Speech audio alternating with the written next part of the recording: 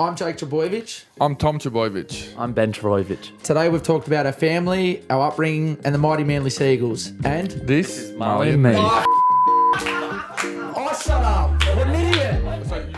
And Tom would never Here we go out. When he got out, he'd have a tantrum and stay in. So me and Tom normally won. Well, I'm the smartest of everyone, so I worked out that they need me to play. So I'm only playing if I'm batting first. And if I got out early, I would start crying, and they would need me. So I'll just. One time he nicked it. I reckon you could have caught it at third slip, and he said he didn't hit it. Like, honestly, he's a joke. It's automatic keeper, not automatic third slip, mate.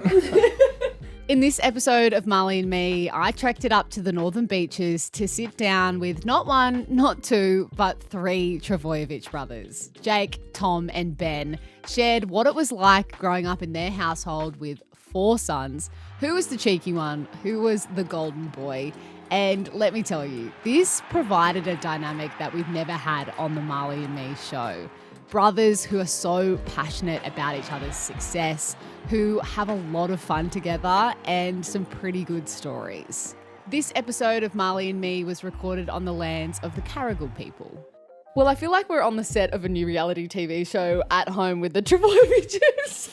We're in a very cozy environment, boys. Thank you so much for inviting me into this space. Tom, this is actually your house. Thank you for letting us in. I know we've taken over this room. Are you okay with it? Yeah, I'm okay with it. As long as you move your stuff and you're done, I'll be happy. But no worries. We're really looking forward to it. Ben, I'll go to you because this is your very first podcast. Sure is. How do you feel about it? I mean, especially being here alongside your brothers because you know they're going to give it to you if you stuff something up. Yeah, to be honest, I'm a little bit nervous. I get a bit shy in front of the camera. Jake, being alongside your brothers, this is a conversation that's all about family and brotherhood.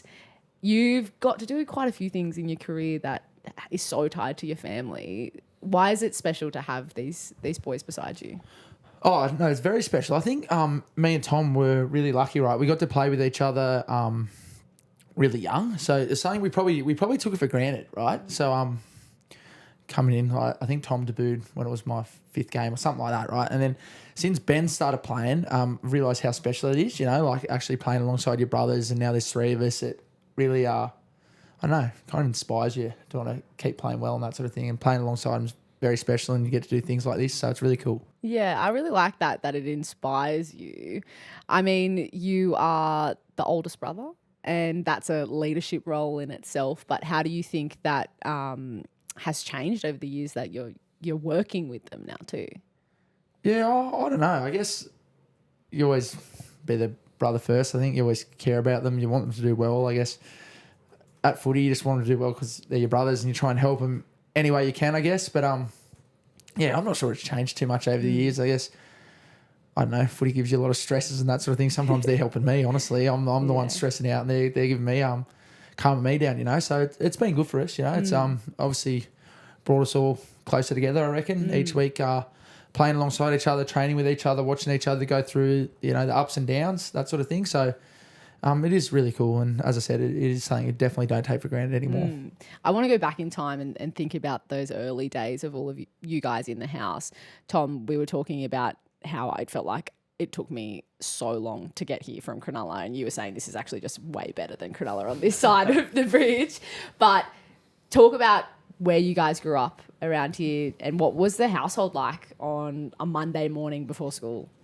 Yeah, it was a lot of fun. We grew up in Monavale, so we're in Warriewood at the moment. So we're about 5 minutes away. Ben's still there. So, yeah, look, a lot of fun. I think there was, Mum would have liked a couple of girls, but she didn't get any. So we've got another brother too as well. So there's four boys, and, we all, I think after school was the best time because we lived right across the road from a park. So we were riding our bikes on the park, playing footy or cricket, depending what season it was. So, we spent a lot of time with each other. We all love each other a lot. So it made it a very good childhood. Yeah, having four brothers as well, that's great for like any sport setup. You have a decent team to go ahead. 2 on 2. Yeah, that's so good. Me and Ben versus Jake and Luke, and it was odds versus even, we used to call it. So if it was touch footy, me normally won. If it was tackle, Jake would take over. If we got hold of him, me and Luke would win, you know. That was the problem.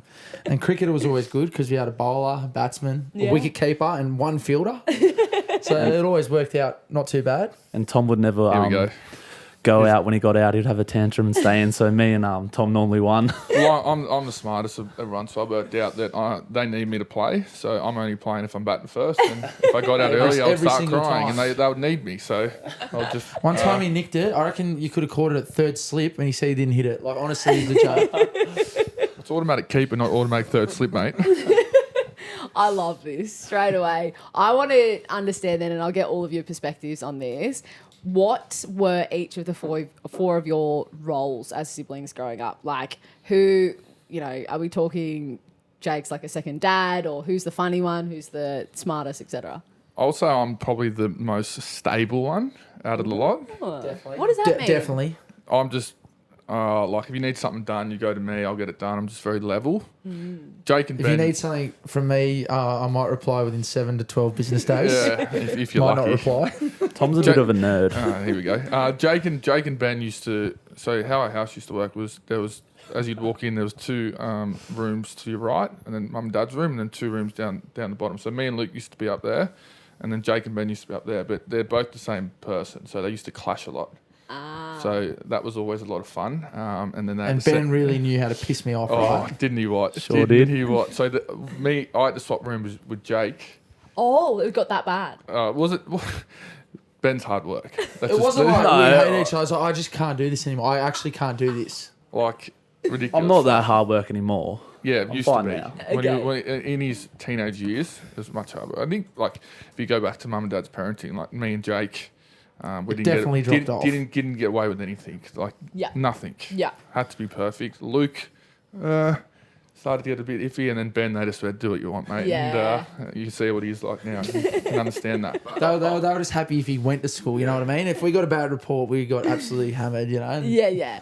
as I said, the parenting by 4 was still good. But, not as strict. We'll say that. Yeah. I think that's the rite of passage as the oldest siblings. Like, I'm an older sibling. I totally get that. I was not allowed to get away with anything, but then the babies, they just get away with it so easily. But tell me, what do you mean, Jake, when you say that, Ben, it was just hard work? Like, he just knew what annoyed me, and, like, I'm easily wound up, you could say. Maybe when Tom says... Really? Would you say that when Tom says he's most stable, like, he just stays in control of it, but, you know... So you're fire saying up you're a easy. chiller. You're just chill. I'm very chill. Jake's a bit hot-headed, and Okay. Jake would tell Ben not to do a certain thing, and that would make Ben want to do it more. And so then it created a few little funny moments. It was quite comical. But, I had to be sent up there as a peacekeeper. But now the funny thing is, as they've grown older, they realise they're the same person. They're probably the closest of the two. So it's quite funny how it works.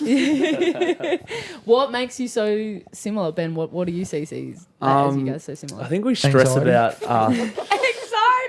Anxiety. We stress a lot, like to do with footy, like about our same stresses, performance, right? and always very stressed before a game, and we sort of bounce off each other, just like trying to help each other. So Yeah. that's probably the biggest thing. I understand how he thinks, right? Because I was the same. I would worry about the same things, you know what I mean? And, like, you'd play a game and you'd be thinking about one thing the whole time, and it'd ruin your weekend or whatever, or the result would just ruin your week or just stuff. I just think about the same thing, and You hold on to it. definitely hold on to it, but just, I don't know, you just worry about things that you don't need to worry about. And I sound like I've got it under control. I don't, right? I'm still working on it, but I'm getting better. And I just noticed Ben's quite similar to me. Yeah. Have you imparted any knowledge then to be No, better, or is no, that a Tom thing to be? We talk to each other a bit about it and just like tell each other not to worry about it. But it's normally like we could win a game and you do one thing wrong, and then you're just worried about it the whole weekend, and we sort of just bounce at each other, just trying to help each other. Yeah. Or we'll just ask Tom, can you check this, see, make sure we're sweet? So it's a work on. It's definitely a work on, and I think we're going to focus on that this year. Yeah, nice. Well, at least you have each other. You're in a really unique position where you have two people who are going through the same thing, who know you better than anyone else. I mean, that's almost a superpower, right? Like, how do you guys see it as a family to have that support network so closely tied to what you do? Yeah, it's obviously very beneficial because you got someone that you're comfortable talking to at, I guess, a deeper level. But yeah, look, rugby league is, it's obviously a privilege that we get to do it, but it's not all glistening glamour does come with its negative times, and the fact that we've got each other here that we can talk to and bounce things off, it definitely helps. And say after a tough loss or whatever, do the three of you, I don't know, come together in the sheds, or do you go home together? Like, what do you do? I go into hiding. Yeah, after a okay, tough sorry, loss. I should have known. Jake's dog's probably help him the most. Yeah. That's honestly, I've learned a lot over in recent years about perspective. Obviously, I'm married now, that sort of thing. You got family. Obviously, you got my wife. And you come home, your dogs, they still love you. You know what I mean? So I've done a few things like that. Like I know in 10 years' time, my wife, Alex, is still going to love me. My dogs hopefully my dogs are still alive. They're still going to love me. You know what I mean? Like, Actually, sad. That's sad. Don't You're say sad, that. Jake. That game literally means nothing. Yes. Yeah, In your the dogs are scheme more of things, important. you Your know what I wife's mean? more important. In the scheme of things, yes, right? Yeah. Yeah, so perspective. That's something I've definitely been working on. Yeah. Now, Jake, you already had a little bit of a dig at your mum and dad's parenting. When Sorry, they they were great parents. Yes. I needed to get that in there. But I want to talk about them because obviously they. It was more of a dig at Ben, I get that. Yes, a tough kid is enough to loosen things up, but to have seen the three of you, and you mentioned to me that your other brother is now living overseas. Like all four of you are successful, and that's a testament, I think, to the household that you grew up in. How would you describe, what mum and dad sort of instilled in you guys, and what some of those rules were? Yeah, no, they were great, right? They just let us chase our dream, you know what I mean? They gave us every opportunity to do whatever we wanted. They were so supportive. They took us everywhere, like at the local footy club. Dad was president for ages. Mum was in the canteen. We were there. That was part of our upbringing, you know what I mean? Like, we're there all weekend. Dad would take us down to the ground at, 6 a.m. to set up. We'd be there at 6 and 9. We loved that, right? So they were just great like that. Obviously, Dad was a really hard worker. He was a welder. He grew up on a tomato farm in Warriewood, actually, just around the corner from here. The farm's still there on Boondar Road there. So obviously hard work was one thing, but they were just really supportive parents. They gave us every opportunity to do whatever we wanted, and to this day they still support us and everything. I can't remember missing a game last year, even New Zealand, all that sort of stuff. They come over and watch. They love it. Vegas. Yeah. They go to every game pretty much. Yeah. I mean, that support has such a big impact. But you said that they were stricter on you guys. What were some of the rules, or what would happen if you did the wrong thing growing up? Yeah. Look, I say they were strict, but they weren't. Like, they just taught us to be good people. Mum always talked about, treating people how you wanted to be treated, and that was something that I guess we all kind of live by now. And yeah, Dad's funny. He's obviously comes from Serbian background, so when you would do something to annoy him, he would yell at you in Serbian, which was always a good laugh. I got that a bit, eh? Quite scary at a younger age, but as we got older, we kind become of funny. become funny. So What do you think he gave you in terms of that culture, or what did you understand about that culture?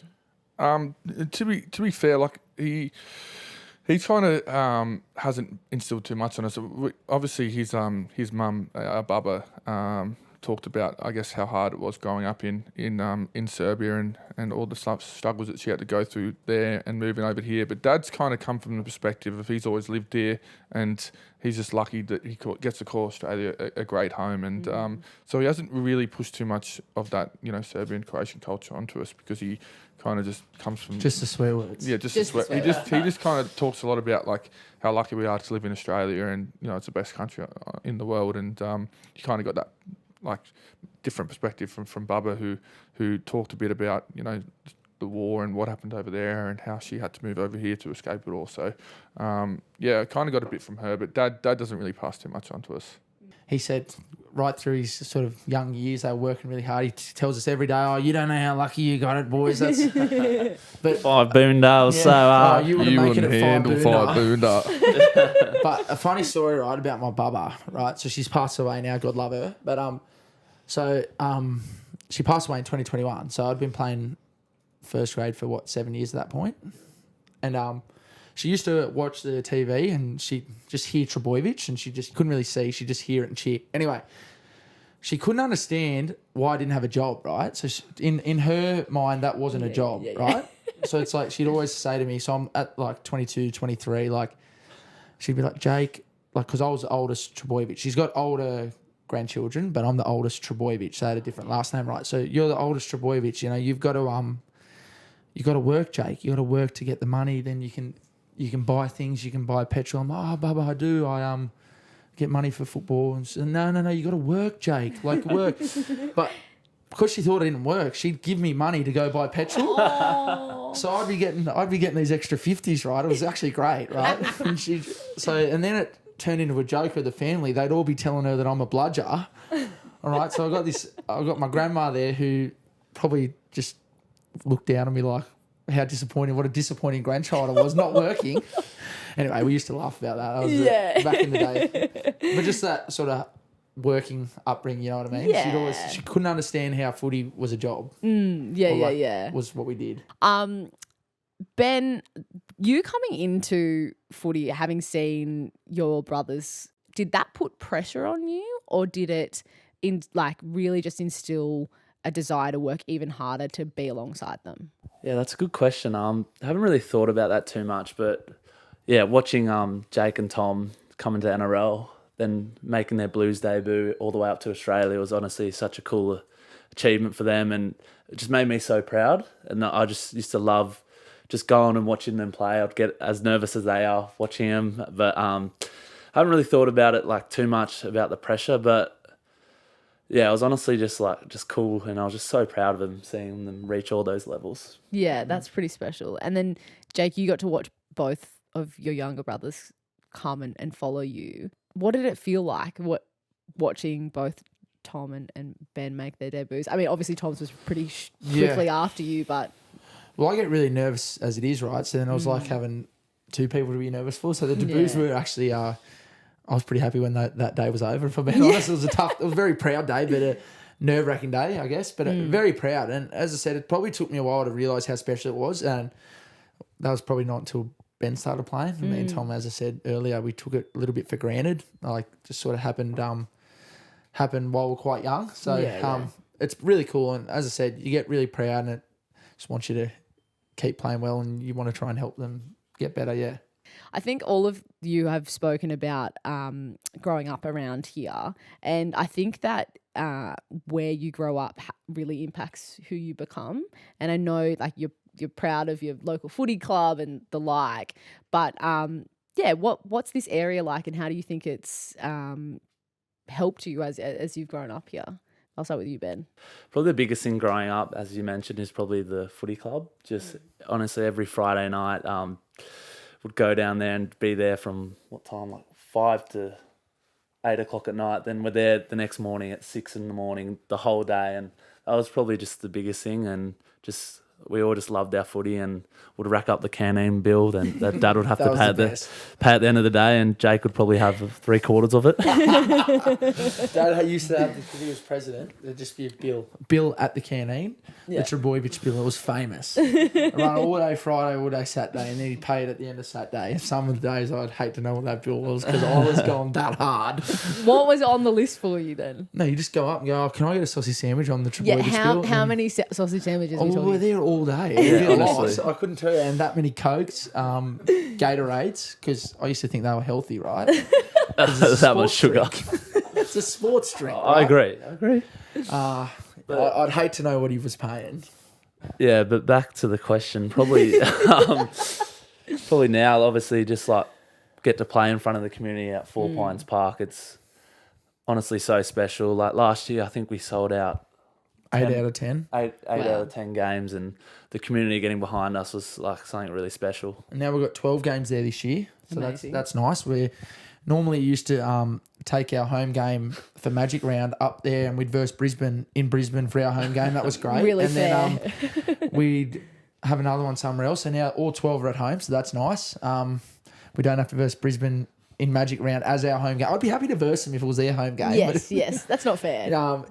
Anyway, so we've got 12 at home, so that's exciting because they really got behind us last year. It was as 8 out of 10 sellouts. It was really amazing, and we performed really well there. We won 8 out of 10, and hopefully this year with 12 games there, we can really play well there. Yeah, I mean, the suburban grounds are the best for that reason because they allow like you to see the like true richness of rugby I know. league If you get culture. 15,000, 17,000 there, it's amazing, right? Yeah. If you get that at a big stadium, it's just not the same, right? Obviously, the big stadiums have better facilities and all that sort of stuff, but you get 17,000 at 4 Pines. It's just truly amazing. It's a special place to play as a Manly player. Yeah.